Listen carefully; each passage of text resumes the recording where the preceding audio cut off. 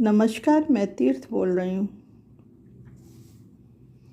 अनामिका ने एक उच्च साधिका के लेखन पुस्तिका से लिपिबद्ध अनुभव बताया, जिसमें साधिका के प्रथम सूक्ष्म शरीर के अनुभव का उल्लेख है।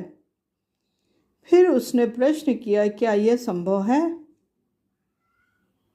उच्च साधिका द्वारा लिखित पंक्तियाँ। मैं साधना करके सब आसन में शिथिल लेटी थी। मैं अंतर्मुखी थी। मैंने स्पष्ट रूप से देखा, यह मेरा आंतरिक अनुभव था कि मेरा शरीर ऊपरी भाग से एक पारदर्शी परत के रूप में ऊपर की ओर उठ रहा है। मेरी चेतना उस परत में भी थी। वह ऊपर की ओर उठती गई मानो वह नाभि के पास जुड़ी हो। मेरे मुंह से निकल गया, अरे ये मेरा दो शरीर। जिस प्रकार प्याज के छिलके से एक पारदर्शी परत अलग की जा सकती है, उसी प्रकार मेरे स्थूल शरीर की आकृति में वह परत थी।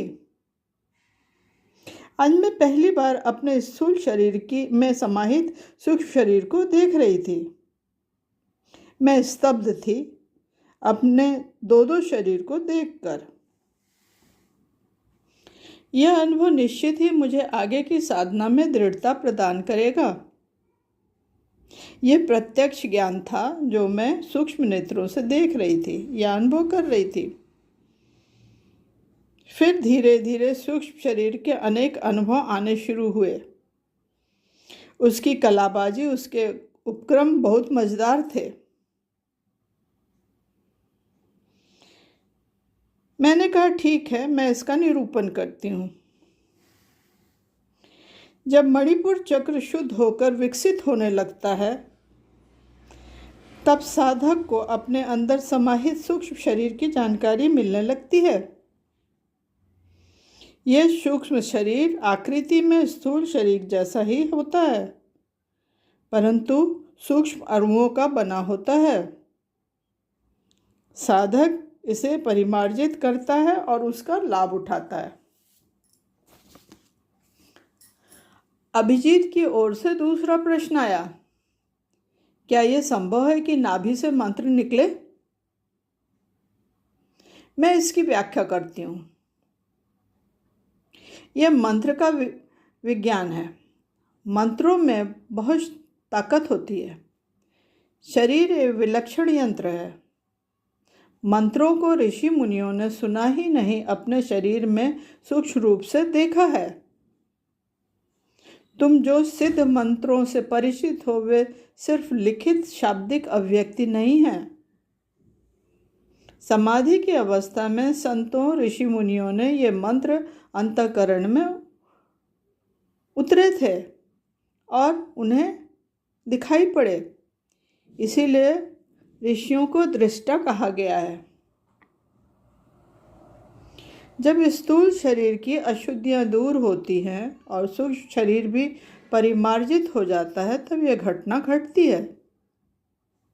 हमारे शरीर में मंत्रों की अभिव्यक्ति होती है। मंत्रों की ध्वनि प्रतिध्वनि गुंजायमान होती है। नाभि हमारे शक्ति का केंद्र बिंदु है। नाभि से मंत्र प्रकट हो सकते हैं। साधारण जनमानुष दूसरा चक्र ही नहीं भेद पाते हैं।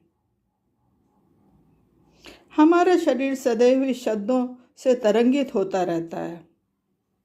शुद्ध अवस्था में ये तरंगें मंत्र रूप में प्रसारित होती हैं। इस प्रकार बीज मंत्रों का भी विज्ञान अपूर्व है।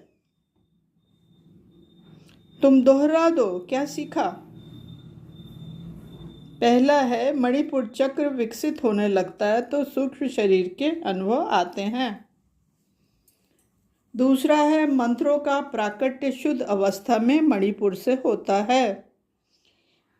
तीसरा है, साधारण जनमानस दूसरा चक्र स्वादिष्ठान ही नहीं भेद पाते हैं। उनका प्राण भली भांति उसमें संचारित नहीं हो पाता है। ठीक है, फिर मिलेंगे।